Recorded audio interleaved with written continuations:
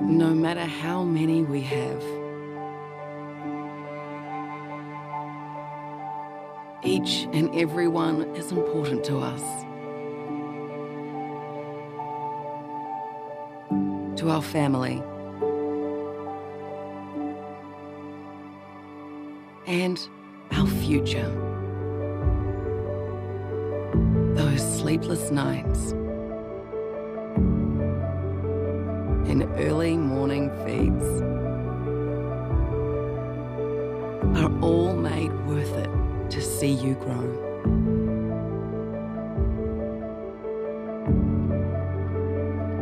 To thrive.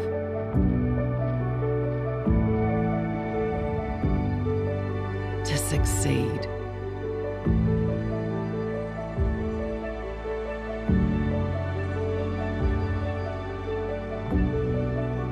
Knowing that you have been raised to be the best that you can be. I know my job is done.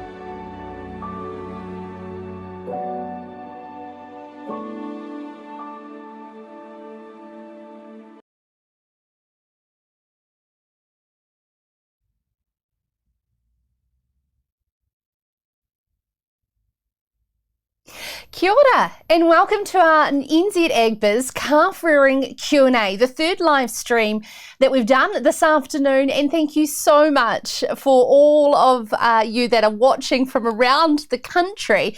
How amazing and active you are straight off the bat, talking away to each other there in the chat about where you are watching in from. So kia ora and welcome to the next hour. I'm Sarah Perry and proud to be here to support NZAgbiz in Fonterra to guide you through this live stream to understand the latest in best practice calf rearing with our amazing panel of guests. Our panel today, we have, if maybe familiar to those who've joined us before, on screen there on the left hand side, Carla Rawson, National Sales Manager for NZAgbiz. Michael Shallcrass is the Senior Vet for Fonterra, and Dr. Ajmal Khan is the Animal Nutrition and Physiology at AgResearch. Welcome guys, third live stream, and it's always so engaging with all of your questions. We didn't get to all of them last time, but we will have them all up on the frequently asked questions on the NZAgbiz website, as well as if we don't get to any of your questions today, we'll do the same as well. However, we're going to crack straight into it to allow enough time to make sure that we do. That is the plan, to be able to continue those discussions as previous about how it is important to feed our calves well, especially our replacements that will become our future milking cows. And with environmental challenges and regulations facing us, the aim is to get better producing cows, and that's right from the start, at birth and at early age, right through to weaning. So you are in the right place if you're setting yourself up for a calf rearing season ahead. So starting with the future in mind, that is why we're here. Calf rearing is such a broad subject, and this afternoon we really want to cover some key topics that help set young calves up for that future. In our last webinar, we covered a lot to do with colostrum and the importance of getting good quality colostrum, particularly that first 24 hours.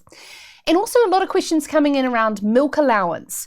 What is the right milk allowance, and then transition feeding as well. In this session, we're going to focus more on liquid feed options, the importance of milk quality, how calves should be fed and how much, and also that incredibly important topic of rumen development. That is what's going to set these calves up for success as our future breeding cows.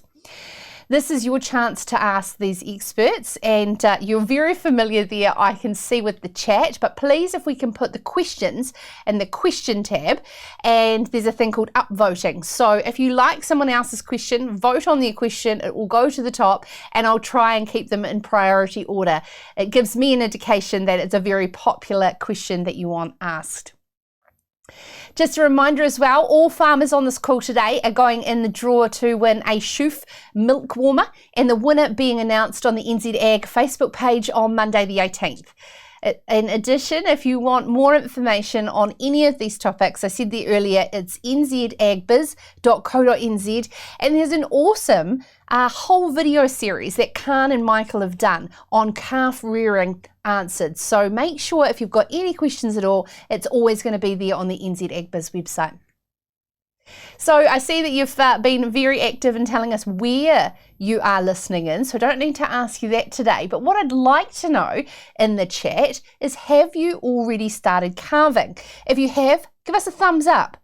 And if you haven't, what date is your first calf due? We'd love to know. Right, let's jump into the discussion with our panel. And of course, at any point in time, get those questions into that question box and we will take those to our panel as well, because this is all about you. Carla, I'm going to start with you. Once farmers run out of transition milk, what are those liquid feed options available, and what are the pros and cons that we need to consider? Thanks, Sarah. I think if you're lucky enough to be a dairy farmer and you have that transition milk, which is from milkings 2 to 8, it's a very good, we'd probably recommend actually using that milk source. But when you are getting low and you're looking at what options are available, you obviously can have, you've got your whole milk there in the vat, or you can consider a milk replacer. So there's a vast variety of milk replacers. I think this year is a very interesting year because the milk in the vat is super valuable. So the difference between milk in the vat and calf milk replacer in terms of savings is quite large. So it's around $2 a kg of milk solid. So this might be a year where you may not have used milk replacer before. That is worth considering using it. There is a range of milk replacers out there, so we would recommend, especially with a young calf, to get a milk replacer that is as close as possible to natural whole milk. So for those of you that don't know, whole milk, the protein sources 80% casein and 20% whey. So it's the casein that curds in the abomasum and slowly releases the nutrition back to the calf. So that's very important for the calf to ensure that it can utilise the nutrition that it's been, or fully utilise the nutrition that it's consumed. Also, the milk fat is also very important. You can't match that same fatty acid profile through vegetable sources. In particular, the short chain fatty acid butyrate is only found naturally in milk fat. So yeah, it's quite important when the calf is young and it's solely relying on milk for its nutrition to get it as close as possible to natural whole milk. And on the NZAgbiz website, just to clarify, there's also a great calculator there as well to be able to ensure that you are making those fair comparisons as well, Carla. Khan and Michael, coming to you, but Khan first, which liquid feeds are best in your mind as well, and that focus and importance to back up what Carla was just saying there around milk quality and the fundamentals within our calf milk replacers?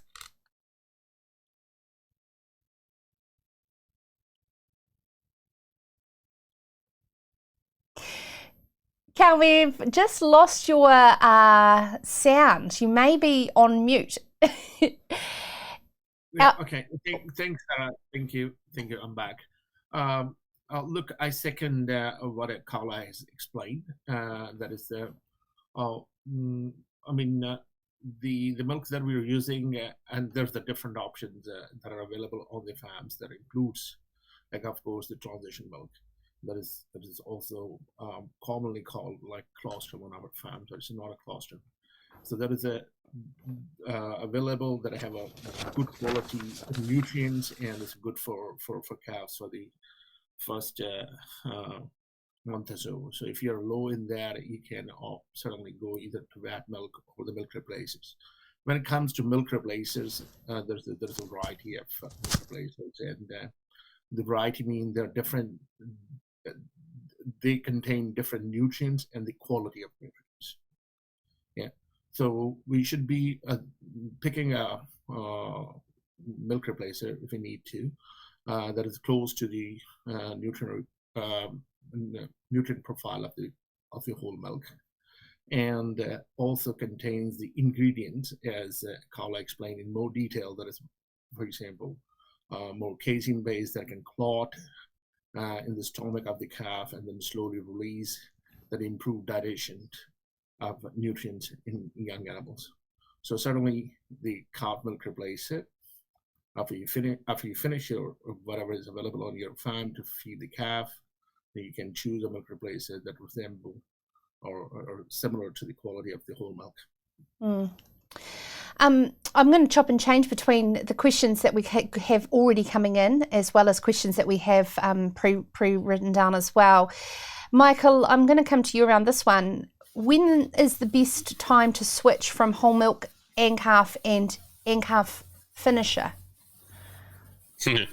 Yeah. You go for it, because you've probably got the expertise on the finisher part. To Carla? Yeah. Jumping in there. AgCalf finisher is designed as a follow-on product from AgCalf. So you'd probably look at it when the calf is around 3 to 4 weeks of age. The thing that we would suggest to look out for is the calf well established on meal at that point. The main difference or big difference between AgCalf and AgCalf finisher is AgCalf finisher doesn't contain a coccidiostat. So you want to make sure that you're getting the coverage from the coccidiostat in the meal, and getting full coverage before you move to finisher. Also, at that point, you'll be also picking up additional protein in the meal. AgCalf finisher is slightly lower in protein than AgCalf, so it's 22% protein versus AgCalf's 26%. Can you clarify coccidia? Sorry, it's a term I haven't heard of. I'm sure there'll be people listening who haven't as well. That might be one for you, Michael. There you go. There to you, Michael. So coccidia are a parasite. They're like an amoeba or a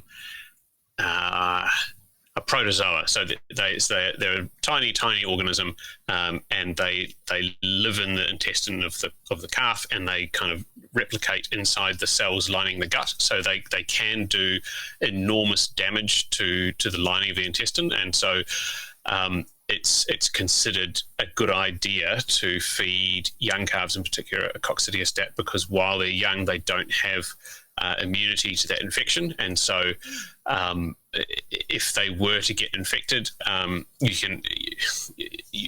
you don't often get kind of a large number of them dying, but you definitely get very sick calves and a significant growth check, and it makes them kind of opens them up to secondary bacterial infection on top of that. So coccidiostat is definitely a useful thing for your young calves to be getting, and then by the time they're about 6 months old, they start developing a pretty good immunity, to the point that adult cattle are usually considered not susceptible to coccidia anymore. Fantastic. And this is what we love about the live Q&As, because your questions coming in, and I'm learning every single time we do these live Q&As as well, and we never know what more we're going to learn and unpack, because it's such a complicated topic and so much for us to take on board. Karen, talking there about growth checks, it's really important that we're feeding these calves a good quality milk allowance. So how much is enough, and how to tell how much at which stages? So look, I always say this, and I will repeat it, that these are babies. Yeah. So, and there are many things, many systems, including, for example, their gastrointestinal tract, gut, immune system, mammary glands, and many other processes and organs are developing in these babies. Their gut is will have ability to only digest milk for the first few weeks of their life, and that is 4 to 6 weeks, I would say. Like they're relying only on milk nutrients. So so provide them a good amount of milk there for the first six weeks. So when I say like good amount, what is a good amount? It depends on the size of the animal and the birth weight. So the birth weight in New Zealand varies across different breeds, and the calves that are born from very light animals like jerseys toward like a pure Holstein Friesian or American Friesian. That's a heavy calf. So the calf weight could be like vary between 30 to 45 kilo or more or less. That's the range. So I would say like consider the body weight of the calf and calculate 20% of that volume and feed to, for example, if you have a 40 kg calf, just consider feeding like 8 liters for the first 6 weeks at least minimum. But you start slowly and you go from transitioning from colostrum toward feeding milk. So increase the volume slowly during the first week. Feed them twice a week. So divide into at least 2 portions, and that would not overload their gut, and keep then 8 liters. That is 8 liters for 40 kg calf. But if you have a 30 kg calf, you can go to 6. And if you have more, you can give a little bit more. Or in terms of if you're feeding milk replacer, consider feeding like 800 gram to 1 kilogram of milk powder that is divided into 2 feeding frequencies, like a 400 to 500 grams at each feeding to calf for the first. So you'll get the growth that will supply nutrients that is required for the development of those organs and systems. But importantly, it also like the feed efficiency during the first 2, 3, 4 months is higher, and as the calf age, it goes down. So you can take the advantage of that window also to get better growth, and importantly, as you said, like start with the future in mind. So we know like this growth rate or during the first 2 to 3 months is related to their future performance. We'll talk later. Carla, I'm going to ask you a question around milk allowance and the different feeding types and ad lib feeding versus, set feeding times and trends that you've seen there to ensure that these animals are actually getting that right allowance at the right time. What are some advice and some thoughts around feeding styles for ensuring the right milk allowance?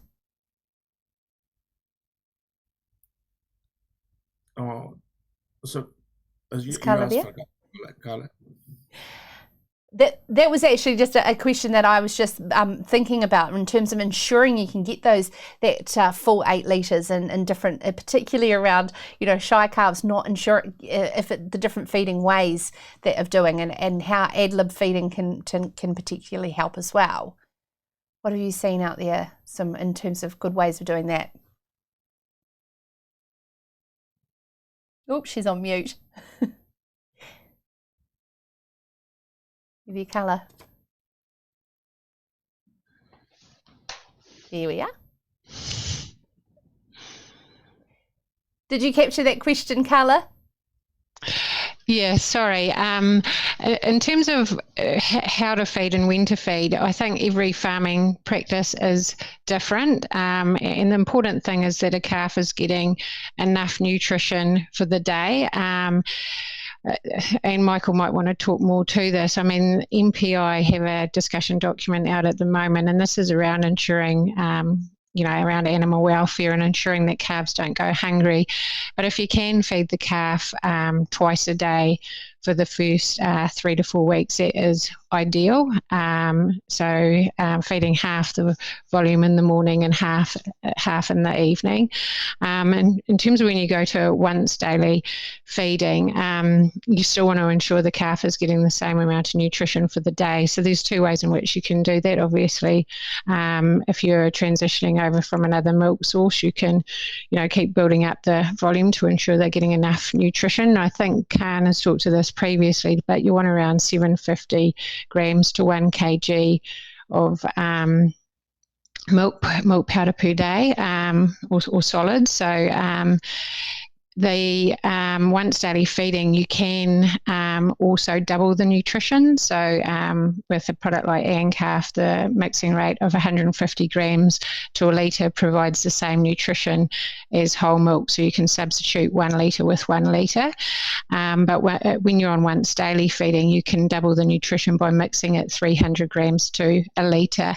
That way, you're not necessarily carrying larger amounts of volume around to feed out. You can keep the liquid volume lower. But like Michael says, just try and do one change at a time. So if you're transitioning from another milk source, do one change, which would be changing your milk source, which would be replacing 1 litre of transition milk with 1 litre of AgCalf mixed at 150 grams to a litre. And then in a week or so's time, when they're well settled on the AgCalf, then concentrate and go to 300 grams a litre should you wish to. Yeah. Michael, in terms of ad lib feeding, sorry, Sarah, to jump in, Khan's done a lot of really good research on feeding high, low, and low milk allowance, high milk allowance, and ad lib. So he might be able to actually talk to how much a calf can actually drink and the results that are associated with the different feeding quantities. Yeah, absolutely. Khan, would you like to elaborate further on what your research told you? So look, if we give a limited milk supply to calves, they never overdrink. They adjust their intake in a few days to what it needs to be. And what we have seen, like from where this 20% came, that is near ad libitum. So if you give a libitum supply, they start feeding, they keep consuming higher amounts of milk as they grow. So they will maintain around 18 to 22% of their body weight, of their existing body weight as they grow. And then at some point, like around 6 weeks, it start dropping down a little bit. But the overall amount is it. I have seen calves that are be fed like Holstein Friesians, of course, like they're consuming more than 12 liters in a day. Yeah, but that is where we say, like, okay, you come and do like a 20%. That is enough. That is not restricted, not like over, and that is a good strategy to be like around that level that is of their birth weight. So what it will do as the calf age, the percent of milk, the milk intake as a percent of body weight start dropping, and the calf start consuming toward a more solid feed that is required for its rumen development. If you keep feeding more milk or a limited milk, then what that process that would displace or delay the solid feed intake, and then it compromises the rumen development or delay the rumen development. I shouldn't use the word compromise, but it will delay the rumen development, and we need to then play with more a better or a longer strategy toward weaning. So we'll talk about weaning.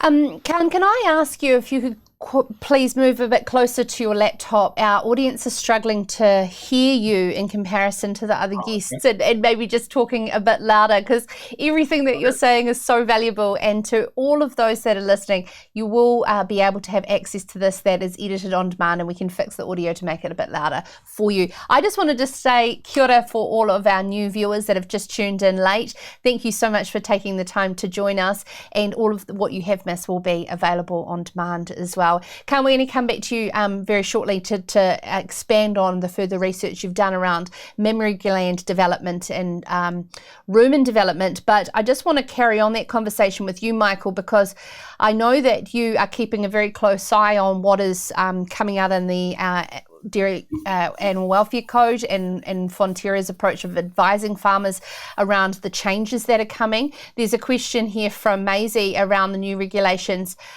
stating that twice a day feed for the first 6 weeks, and how are they going to monitor this? How are they going to check it? And what are some of those real, impractical parts that are coming?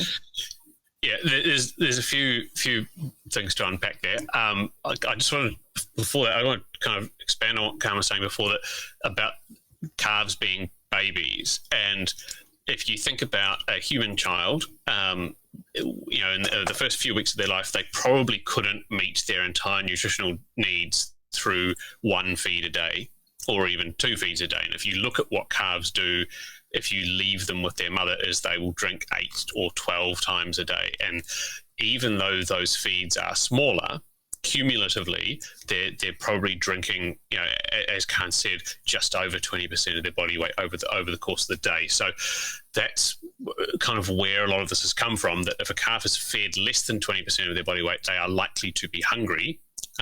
And so you've got a welfare concern around the animals being hungry, but you're also, they're going to grow less than their potential. They can still do well, but they will be not as well as they could. And I guess that's something to be conscious of. As Carla said, there's lots of different ways to rear a calf, but every single one of them, if you aren't feeding those calves 8 or 12 times a day, they're all some form of compromise. And it's just understanding the compromise that you're making on your farm, and maybe taking steps to mitigate the risks associated with it. Mm.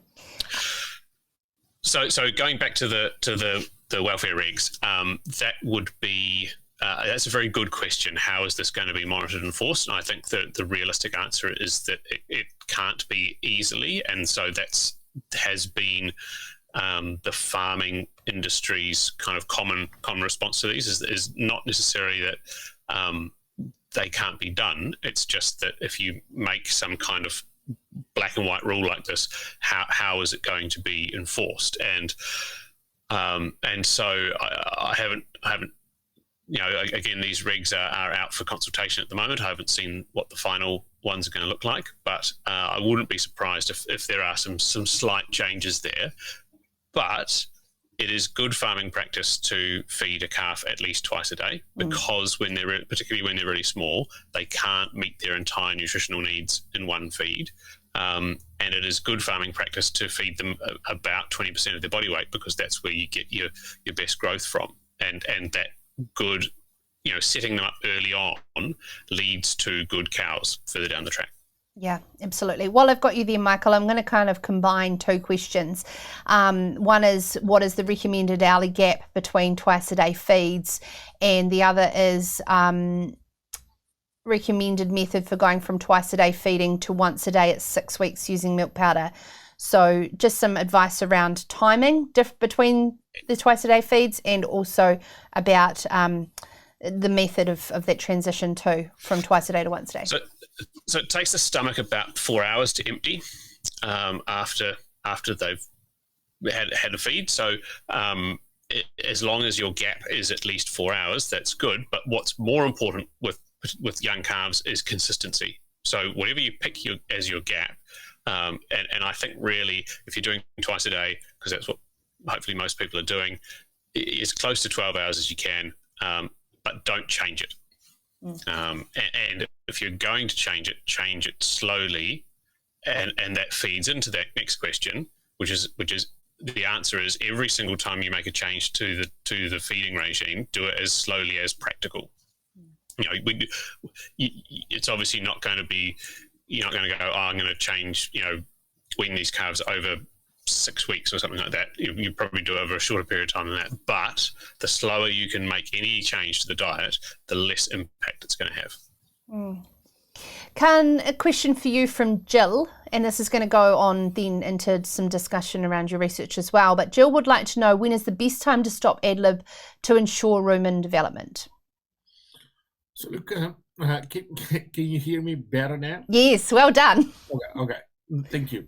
I would say, well, if you're feeding a limitum, so you can start dropping milk after six weeks, but you need to slowly drop it, very slowly than when you're feeding like a restricted amount, like 6-8 liters or 10 liters. If you go up toward a limitum and an animal's eating more than 10 liters, so what you need to do is to give them at least 3 weeks to get them weaned. That is the minimum, I would say, like the window should use. Drop maybe 33% every week, or you can just calculate the amount and linearly drop if you have machines, and you can put through you're using automatic feeders, for example. Then you can implement those type of more kind of like a slower weaning or gradual weaning strategies. But if you're not feeding, most of the farmers don't have like those equipment. So what they can do, they can just calculate the drop, like either weekly, drop it 33%, and then go give them a week or so, and then so on, so forth. So you can actually complete the weaning toward like in 3 weeks. But I would say like if you can, do not start. That is a minimum time. That is 6 weeks. Just take that milk a little bit longer for 2 further weeks. Start weaning the animals after 2 months, and do it slowly over a month if you can. So like a drop, maybe the drop could be like 4 weeks time, 25% decrease in market, but that will be better. Carla, I think you're just a very quiet talker, even with the headset on. So potentially, maybe if you would mind just lifting your voice just a little bit longer, louder, okay, that would be fabulous. But no, we did capture you a lot clearer then, because particularly I wanted to make sure we could hear you for the next question, which is around the research that you've done and the relationship between milk allowance feed to a calf and mammary gland development. Because as we've said, it's about starting with the future in mind, which is the future performance of this cow. So would you like to expand on that relationship?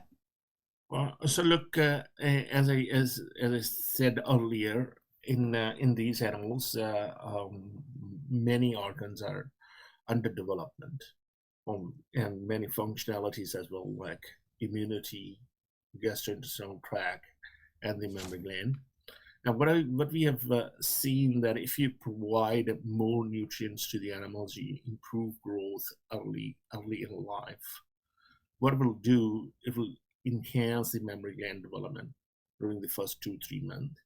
And those, there are many studies, not ours only. There are a bunch of studies now published in very reputed scientific journals or magazines that from all over the world that are showing that the animals that are the heifers that are being fed well, they have a better mammary gland, and they also produce more milk solids in their first 3-4 lactations. So whatever you're investing on these animals, you're developing a better herd basically for the future performance, I would say. Mm. Michael, would you like to expand on the importance of rumen development later in life? Yeah, so you probably heard that cows have got 4 stomachs. One of those is the rumen. When calves are first born, 3 of those stomachs are really underdeveloped. You know, they don't really have anything. They're small. There's nothing in them. And so when a calf is particularly in those first few weeks of life, they're much more like a human or a dog or a pig, an animal with 1 stomach, and they digest milk the way that we would digest milk. Now, most of what cows eat once they're adults is grass, and cows can't actually. Humans can't digest grass, but cows can't digest grass either. What actually digests the grass are the bacteria in their rumen. And the rumen is this great big, it's sort of 200 litres, maybe more, big fermenting chamber inside the cow.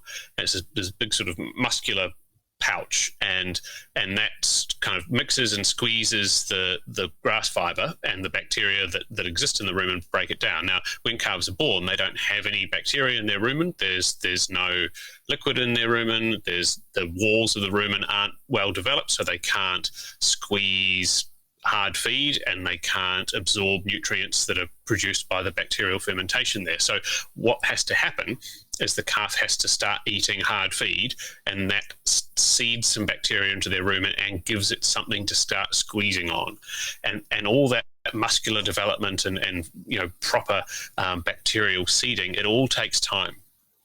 And so the sooner you can start that, the more the calves are going to be able to exist wholly on hard feed or solid feed of some sort. So muesli, nuts, hay, and then pasture.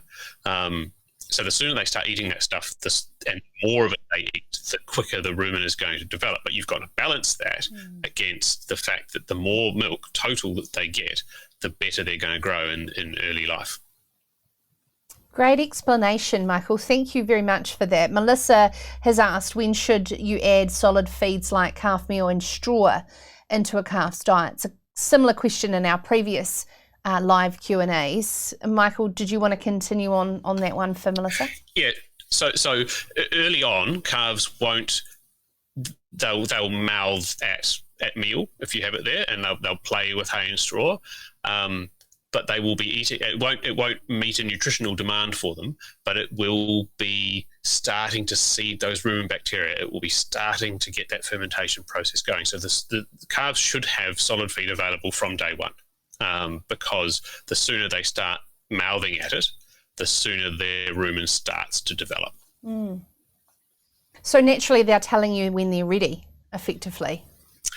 Well, yeah. I mean, if we think of the kind of rules of thumb around weaning, are that you shouldn't wean calves off milk until they're eating enough hard feed. The kind of, depending on the size of the calf, people will talk about 1 or 2 kilos of hard feed, and because that's used as an indicator that there's enough rumen development that's gone on. Because you remember what we're trying to do here is kind of speed run these calves off their natural system, which would be to drink a little bit from their mother for 6-8 months while they are learning to chew grass and eat leaves and stuff like that. So again, this is an example of we're making compromises with a biological system. What are the trade-offs here? And so as Carla's talking about, the more milk they get, the bigger they grow in that short term and the better their memory development. But that comes at the expense of the speed of rumen development. And so you have to just be conscious of balancing those two things against each other. When it comes to weaning time, if they haven't had enough hard feed, they may not be ready to be weaned quickly. So again, any changes you make, do them as slow as kind of practically possible. Yeah, great explanation. Jana, hopefully that answered your question around roughage. Jenny, thank you so much for joining us late. A massive shout out, still feeding autumn-born calves while starting calving again. We all appreciate the workload to join us on this live Q&A as well. You're a bit of a legend, well done, and so all of you for joining on your busy day. I'm going to start going through. There's quite a few questions that have come in. Carla, one for you here from Kelsey about opinions on the use of probiotics or live yeast bacteria strains in milk. So we have a number of farmers using probiotics. The NZAgbiz one that's developed by Fonterra is Biosupport. The probiotic is Bifidobacterium animalis, and it's shown many health benefits in humans. Biosupport is not recommended for humans, but it's an infant animal product. But we have many farmers that have told us they see a lot of beneficial effects from adding the probiotic to the milk. One of our big calf rearers say they don't see the calves going through the 10-day blues. They do see the calves as being a little bit more resilient. It's probably no different than humans. Probiotics help with gut health and immunity. So I think they definitely have the beneficial effects, and we're getting a lot of positive feedback from farmers that are using it. Awesome. Thank you. I think there is a couple of questions going back there I didn't want to miss around dose it. And Michael, did you want to take these ones here? Apologies, I have just lost it. Why doesn't coccidosis in the finisher itself was one, combined with Grady's? Is there any products which you can add to whole milk that contains it, the coccidosis? Or is it better to get them to try and eat it with more meal? Calf finisher doesn't contain a coccidiostat because it allows that product to be fed to bobby calves. So if a farmer has bobby calves and they need an option in terms of a milk powder, calf finisher is the right option for that. There's no obviously meat withholding period. The other reason is when the calves are older, when you're looking at switching to a finisher product, the calves are usually well established on meal at that point, so they're getting the coccidia coverage from the meal. It is important to note that when you do make that change, that you're getting the full coverage from the meal, because the coccidiostat in calf is different to the one in meal, so they have two different modes of action, so you just need to make sure you're getting the full coverage from the meal when you make that change. Sorry, Michael. I think that answers most of the questions. There was one around, can you add coccidiostat to whole milk? I have certainly seen it done. So if you talk to your vet clinic, they may be able to source you some coccidiostat powder, but just be careful that you kind of mix it up correctly. And as Carla said, if you're getting coccidiostats from multiple sources, so if they're starting to eat meal as well and that's got coccidiostat in it, you want to make sure they're not either adding to each other or the kind of the total therapeutic dose that the calves are getting is right. And thank you very much for helping each other out in the chat. I am looking at just the questions tab, so it's a bit hard if you've got questions in the chat as well. So thanks very much for that. Just a question, I was just thinking about the Akan too, with the rumen development and that leading to mammary gland development later in life, because we're setting up our cows here. In your research, was there any sort of lifetime performance data? How long was that research over to sort of see in terms of milk production stats in the long term of those cows that you did? Look, I just want to a little bit of expand and also summarize what we're talking about that in early life nutrition. So the farmer should be focusing on three things for calves. One is a colostrum feeding and management. So early calf care, we talked at the previous seminar. The other one is a milk feeding and the quality of the milk feeding and the allowance to get the calf bigger, grow better. And that is certainly also impact the gastrointestinal tract development and the mammary gland. But it's around growth. So milk allowance and growth are together. And then the third thing is a weaning. That is more, weaning is related to more toward the rumen development. So three different things. Colostrum feeding is directly associated with the immune system of the animal. Milk allowance to grow the animal better. And it's also organs. And the last thing that they need to be mindful, I would say, that is like how to wean the calf, and that is related with the rumen development. So that we should not like mix these three things, and that should be clear in our mind. And the third thing, when it comes to rumen, once you grow the animal on a high milk allowance, and that is the only way that you can grow better. Then you need to think how I need to promote the solid feed intake in those animals. And the target is now to promote the rumen development. Yeah. And there is a two type of rumen development. That is, Mike explained that it's a rudimentary, so you need to expand in volume. And the second development, it's what we call metabolic development. So it also need to get the ability to absorb the nutrients it ferment. Yeah. To do that, we need to provide like I would say solid feed along with the water as well. So animals should be drinking water, not through milk. Animals getting water from milk while suckling, it's bypassing the rumen, it's going into the lower gut. But if we provide the water through small buckets, it will drink and it will go into the rumen. So start providing water very early in life, maybe first, second week. Also provide, I would say, a variety a little bit in solid feed.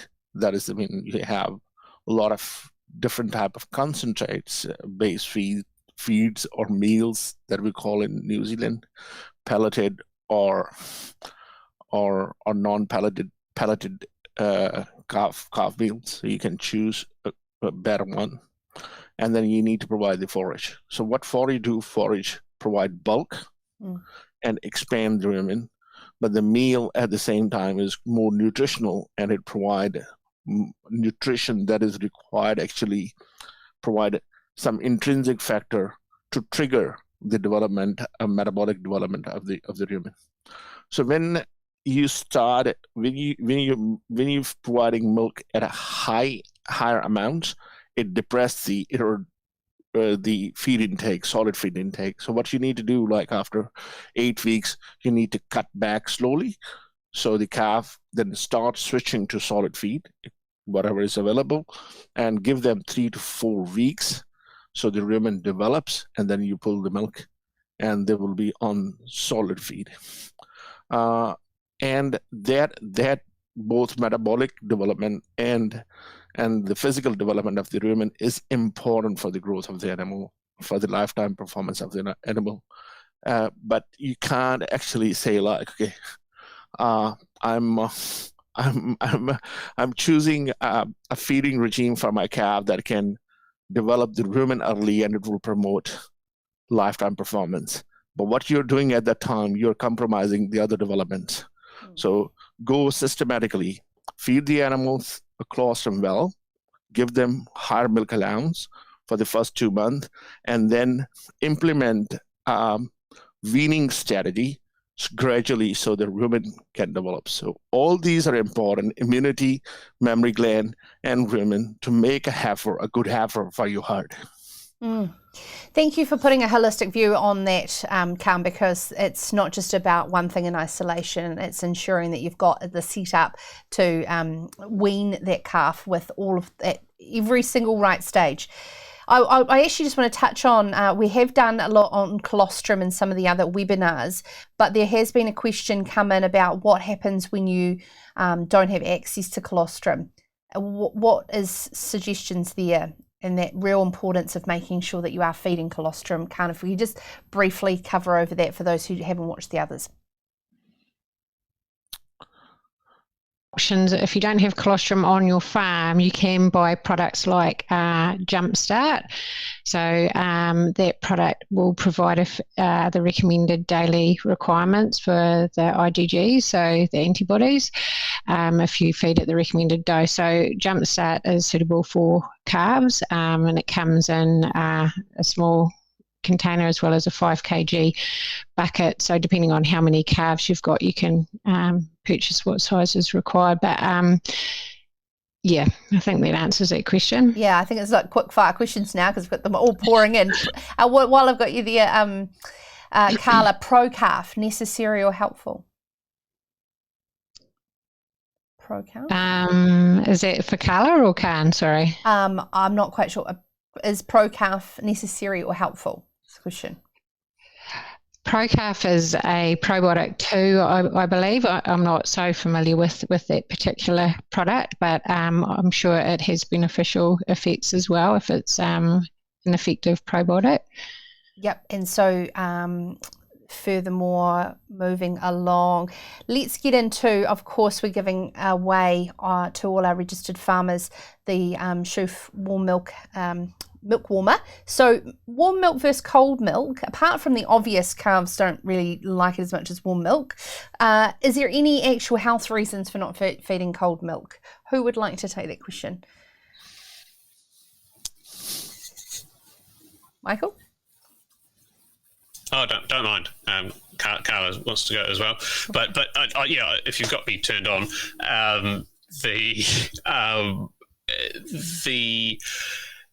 this is a good example of compromises, again, that you can rear a calf with cold milk. But when the milk is cold, it doesn't clot in the rumen, in the abomasum the same way. So the calf has to expend energy warming that milk up internally before it can properly digest it. So the risks that are associated with that, one is that obviously they're putting energy into warming the milk instead of growing. The other is because the milk is cold and doesn't clot the same way, you run the risk of getting spillover into the small intestine, and that's where you can see a scour. Again, consistency is really important here. That if the calves know that physiologically they're used to the milk being cold, then they will change the way that their digestive tract is functioning in order to better cope with it. But as from a good practice perspective, the milk should be warmed as closely to body temperature as possible. Question here from Anna. I know that weaning goes off weight targets, and to back up in terms of working out that 20% of weight, how do I work out that calculation was another question. But is there just a nice rough age to be able to achieve the weaning weights and making those weaning decisions on? Khan? Look, I mean, when it comes to weaning, people have the weaning targets, and in this country, I would say, like, the people start weaning around 80 kg, and they try to wean the calf around 100 kg for most of the farms for the replacement dairy heifers. That is a good way of achieving it, because you are actually triplicating roughly or 2.5 times of their birth weight to 3 times of their birth weight, and then you start weaning the calf. So you're giving enough time to the animal so they start eating and consuming. The other ways of weaning or decision that you can make is, as Michael earlier touched on it, is a solid feed intake. So you can see the grazing time if the animals are outside. So if they are grazing well, you can consider. We don't have a solid data on there, like how the grazing time in young animals could be used for the weaning purposes.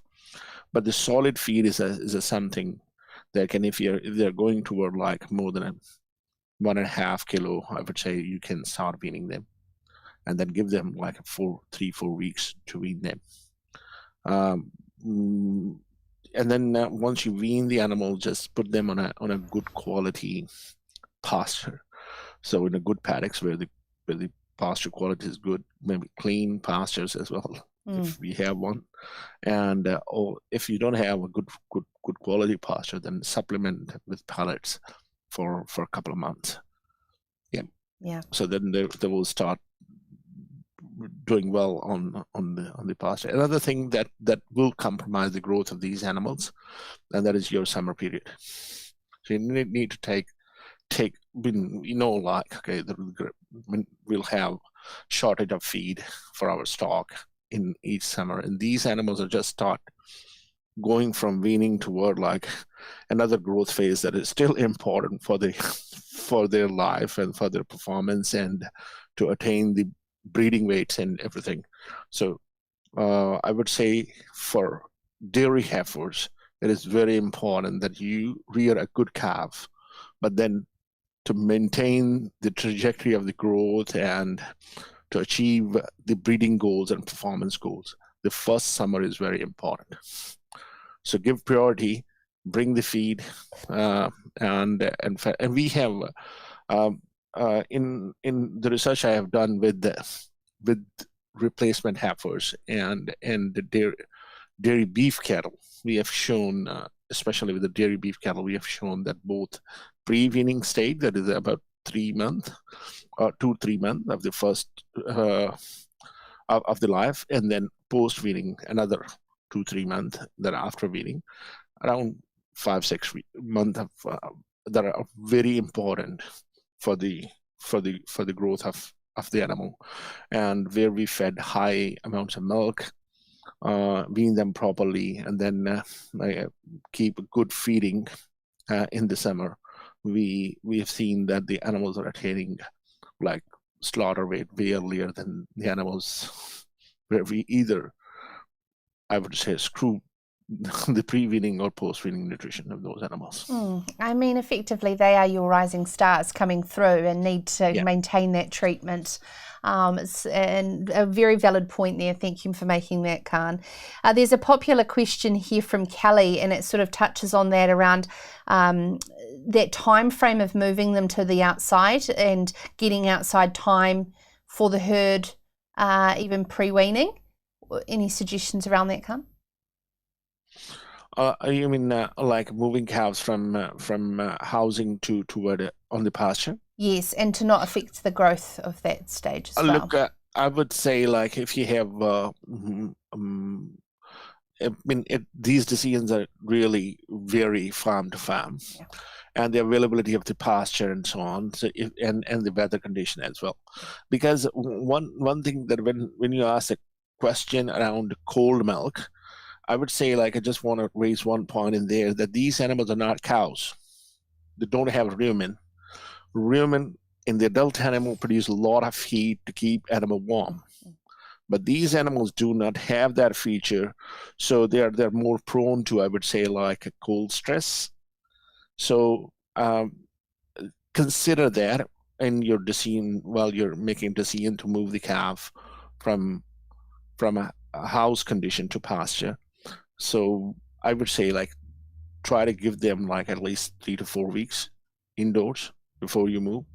Consider the weather conditions and pasture quality. I will, Mike, you want to add in there? The calf housing wasn't necessarily designed to be calf housing originally, or it was designed for a smaller number of calves than are being reared now, and so the pressure to get calves out onto pasture that's often not decided by what's best for the calf. It's decided by how much space have we got left in the shed, and we don't want to overcrowd them. So certainly one reasonably simple way to mitigate that risk of weather exposure is to provide calf shelters, out in the paddock. Put them out in the paddock, that's fine if you don't have room in the shed, but give them a little house. And there are lots and lots of good products out there, or homemade solutions that I've seen that the calves makes a really big difference, just getting them something slightly sheltered so that wind chill and the rain is off them. Yeah, absolutely. It just keeps coming back to the fact that these are babies and to treat them that way, and remembering they do not have that internal combustion engine to keep them warm. I'm just going to end on this one before we do a little bit of a quick wrap to close out the hour. It's a popular question in our previous webinars, but Michael, you answer this very clearly in the research that's around feeding penicillin milk to our heifer calf replacements and whether that's advised or not, and why? Yep. Yeah. It's not as simple as you might wish it was. There are two things to consider here. One is that there is a reasonably good evidence from Europe that calves fed penicillin milk. Now, this isn't milk from cows under withholding from dry cow therapy. This is milk from cows who were being treated with antibiotics. So calves that were fed that milk excreted higher levels of antibiotic-resistant bacteria than calves that didn't. So there's an argument against feeding penicillin milk because it may drive the increase in antibiotic resistance. The other, and that's reasonably kind of certain, the part that is maybe more interesting but less well understood is what is the impact of antibiotics on that calf's developing intestinal tract, and particularly the rumen, which we're trying to get seeded with good bacteria at the moment. If you start chucking antibiotics into the system, that is going to upset that process. So recommendation from Dairy NZ is don't feed waste milk to calves, but at certain times of year there's a lot of it going around, and coincidentally there are some calves that need feeding. So I can certainly appreciate why farmers want to do it, but if possible, the recommendations are not to. Thank you for clarifying that, and thank you so much for your incredible questions coming in. We will be able to get all of them answered and then circulated to you via email, post this with, of course, the on-demand video as well, so you can watch back. But what you can watch back at is turn off the Netflix and at night jump on the NZAgbiz website and go to the Calf Answered video series, and Michael and Carla there with you out in the paddock are actually showcasing best practice, so you can actually see for yourself, and it's all there to keep going back over to show and circulate with your team that are helping you potentially with rearing as well. So make sure that you've got best practice front of mind heading into or already in the thick of calving as it is, and a huge appreciation for you to take the time to join us, particularly as the season has kicked off for many across the country. So simply head to the Health and Advice tab on NZAgbiz and share with your team. It's been an absolute pleasure being with you in this 3-part series, and we look to continue this potentially into the future. So we would love your feedback if there is topics we haven't continued to discuss, and whether we can continue to build on this, and we hope it has been incredibly helpful for you. So on behalf of Fonterra and NZAgbiz and our panel, I want to thank you so much for taking the time to join us, and we hope you've got a lot out of it. Happy calving and have a wonderful day.